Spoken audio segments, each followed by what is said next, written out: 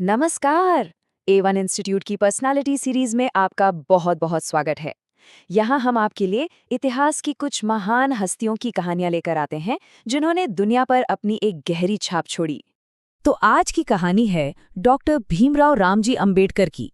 ये एक ऐसी यात्रा है जिसने सिर्फ असंभव लगने वाली मुश्किलों को ही नहीं हराया, बल्कि करोड़ों लोगों के लिए इतिहास का रुख ही मोड़ दिया। तो चलिए इस असाधारण जीवन को थोड़ा और करीब से जानते हैं। देखिए, हर बड़ी क्रांति की जड़ें उन हालातों में होती हैं जो उसे जन्म देते हैं।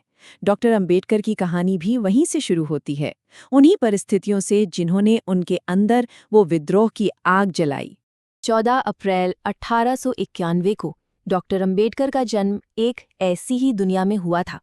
एक ऐसी दुनिया जहां आपका जन्म ही ये तय कर देता था कि आपको इज्जत मिलेगी या जिल्लत। ये सब सिर्फ किताबों में लिखी बातें नहीं थीं, ये वो जख्म थे जो उन्होंने अपने बचपन में सहे थे। जरा सोच कर देखिए, एक बच्चा जिसे क्लास में सबसे अलग बिठाया जाता है, जिसे गांव के तालाब से पानी पीने तक की इजाजत नहीं। इन्हीं अनुभवों ने उनके अंदर, जानते हैं, न्याय के लिए लड़ने का एक फौलादी संकल्प पैदा कर दिया।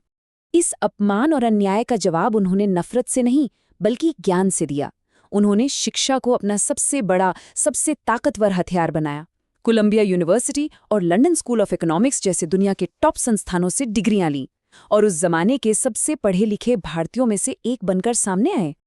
और फिर जब वो इतनी बेहतरीन शिक्षा लेकर भारत वापस आए, तो उन्होंने अपने इस ज्ञान को सिर्फ किताबों तक नहीं रखा, बल्कि उसे सामाजिक और राजनीतिक क्रांति का एक बहुत ही शक्तिशाली जरिया बना दिया।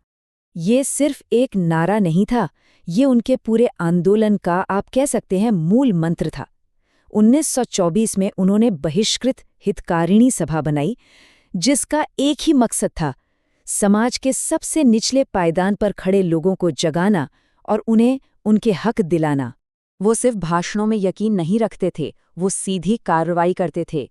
महाड़ सत्याग्रह में वो हजारों लोगों को साथ लेकर उस तालाब पर गए जहां से दलितों का पानी पीना मना था, और वहां से पानी पिया।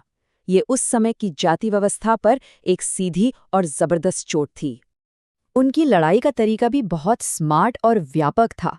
उन्होंने मूक नायक जैसे अखबार शुरू किए ताकि दबे कुचलों की आवाज ऊपर तक पहुंचे, राजनीतिक पार्टियां बनाईं ताकि सत्ता में भी हिस्सेदारी मिले, और तो और लंदन में गोलमेज सम्मेलनों में जाकर पूरी दुनिया के सामने अपनी बात रखी। और अब कहानी उस मोड़ पर आती है जहां उनका ये संघर्ष सिर्फ एक व्यक्ति या एक समुदाय की लड़ाई नहीं रहा, बल्कि पूरे देश का भविष्य बनाने वाली एक ऐतिहासिक जिम्मेदारी बन गया। आपको पता है, आजादी मिलने से पहले ही वो देश की नीतियों पर अपनी छाप छोड़ रहे थे।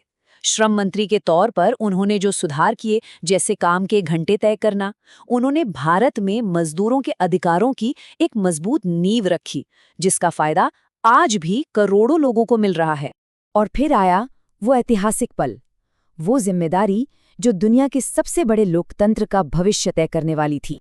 देखिए, संविधान का जनक कहलाना सिर्फ एक टाइटल नहीं है, ये एक बहुत बड़ी जिम्मेदारी थी। उन्होंने सामाजिक न्याय, बराबरी और आज़ादी जैसे उसूलों को देश की कानूनी बुनियाद में सींच दिया। उन्होंने ही आर्टिकल 17 जैसे प्रावधान पर जोर दिया, जिसने छुआछूत को हमेशा हमेशा के लिए खत्म कर दिया। हम उनकी कहानी के एक और बहुत ही अहम पड़ाव पर पहुंचने वाले हैं, लेकिन उससे पहले अगर आप ऐसे ही ज्ञानवर्धक विश्लेषणों से जुड़ना चाहते हैं तो हमारे चैनल को सब्सक्राइब करना बिल्कुल न भूलें। तो चलिए अब हम डॉक्टर अंबेडकर के जीवन के उस आखिरी और शायद सबसे बड़े परिवर्तनकारी अध्याय की ओर बढ़ते हैं, जहां उन्होंने सामाजिक आज़ादी के लिए एक आध्यात्मिक रास्ता चुना। 1935 में उन्होंने ये जो बात कही, वो सिर्फ शब्द नहीं थे, वो एक ऐलान था। ये हिंदू धर्म के अंदर मौजूद जाति व्यवस्था के साथ उनके गहरे मोहभंग का ऐलान था, जिसकी गूंज दशकों तक सुनाई देनी थी। ये कोई जल्दबाजी में लिया गया फैसला नहीं था, ये सालों के संघर्ष, अपमान और इस दर्दनाक एहसास का नतीजा था कि जिस सामाजिक व्यवस्था की बुनियाद ही भेदभाव पर टिकी हो, उसमें बराबरी मिलना नामुमकिन है। जरा स्क्रीन पर इस नंबर को देखिए, 5 लाख।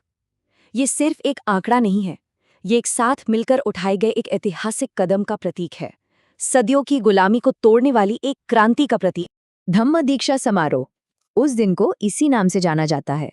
वो सामाजिक और धार्मिक मुक्ति का एक ऐसा पल था जो पहले कभी नहीं देखा गया। ये जाति की जंजीरों को तोड़कर समानता और करुणा के रास्ते पर चलने का एक सामूहिक वादा था, जिसने लाखों लोगों की जिंदगी को एक नई दिशा दे दी। चलिए अब इस कहानी को समेटते हुए ये देखते हैं कि डॉक्टर अंबेडकर अपने पीछे कैसी विरासत छोड़ गए जो आज भी हमें रास्ता दिखा रही है। हाँ, वो शारीरिक रूप से तो हमारे बीच नहीं रहे, लेकिन उनके विचार, उनका दर्शन और उनका संघर्ष वो हमेशा के लिए अमर हो गया। उनकी विरासत आज भी हमारे बीच कई रूपों में जिंदा है।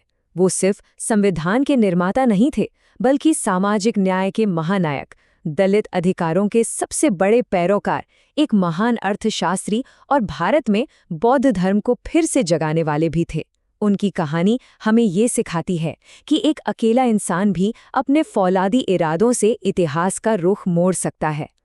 डॉक्टर अंबेडकर की कहानी इस बात का जीता जागता सबूत है कि हालात कितने भी मुश्किल क्यों न हों, ज्ञान, हिम्मत और न्याय के लिए कभी न हारने वाले जज्बे से हर मुश्किल को पार किया जा सकता है। अच्छा, आप अगली बार किसकी कहानी जानना चाहेंगे?